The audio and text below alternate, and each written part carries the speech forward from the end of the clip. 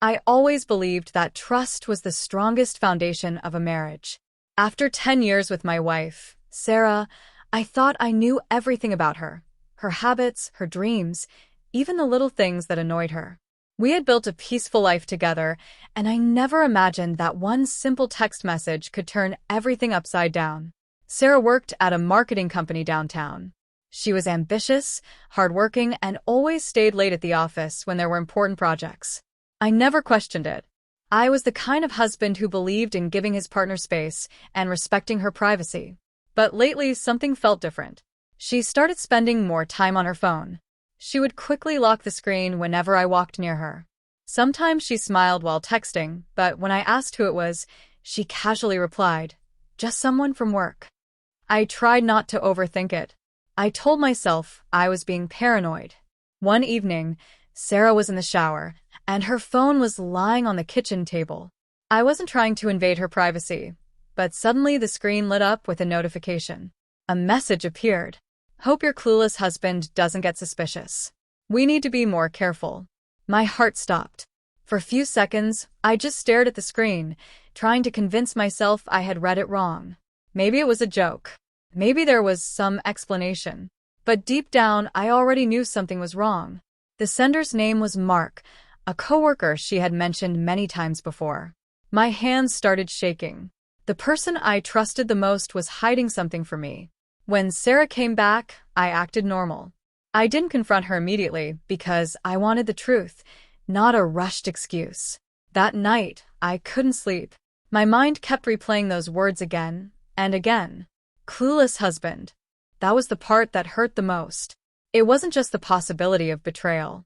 It was the fact that someone thought I was too blind to notice. The next morning, I decided to talk. "Sarah, who is Mark?" Her face changed instantly.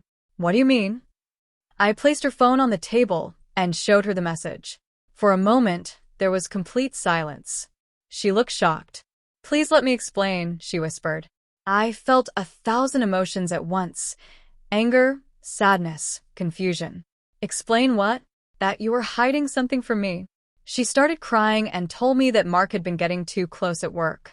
She claimed there was no physical relationship, but their conversations had crossed boundaries. She admitted she liked the attention and kept it secret because she knew it was wrong. I asked her one question. "If I never saw that message, would you have ever told me?" She stayed silent. That silence answered everything. The next few days were the hardest days of my life. I questioned every memory, every late night at the office, every moment when I trusted her without hesitation. But I also realized something important. A marriage isn't destroyed by one message. It is destroyed by the choices people make before that message appears. Sarah apologized. She ended all unnecessary contact with Mark and agreed that rebuilding trust would take time. We started having honest conversations we should have had earlier.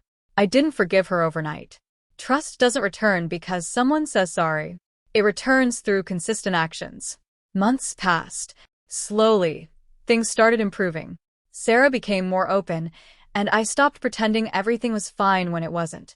We both learned that a strong relationship requires honesty, not just love.